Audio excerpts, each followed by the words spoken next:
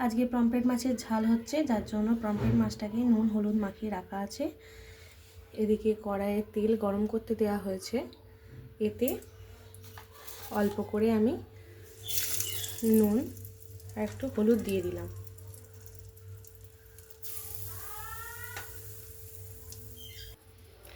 তেল গরম হয়ে যেতে তাতে আমি একটা একটা করে পমফ্রেট মাছ ছেড়ে দেব। অন্যদিকে মিক্সিং বলে আমি একটু সর্ষে পোস্ত বেটে রেখেছি। একদিকে ধনেপাতা কুচি আর টমেটো লঙ্কা কুচি রেডি করা আছে।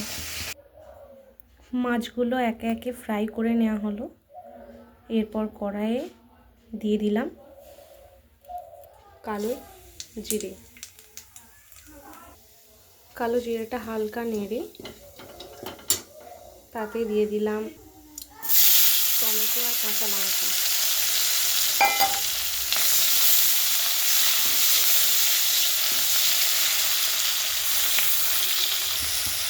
টমেটোটা ভালো করে কষিয়ে নেওয়ার পর তাতে দিয়ে দিচ্ছি ধনেপাতা কুচি।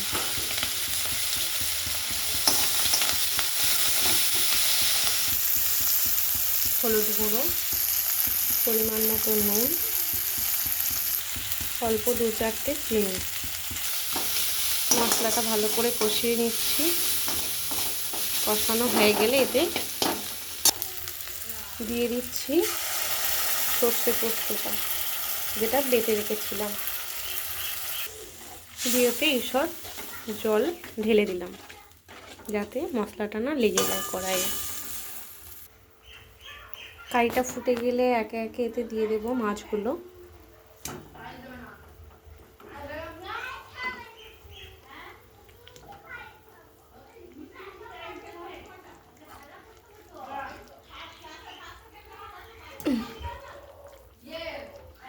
মাছগুলো দিয়ে ভালো করে একটু নাড়িয়ে নেবো, মানে খুব বেশি না, ঈষৎ।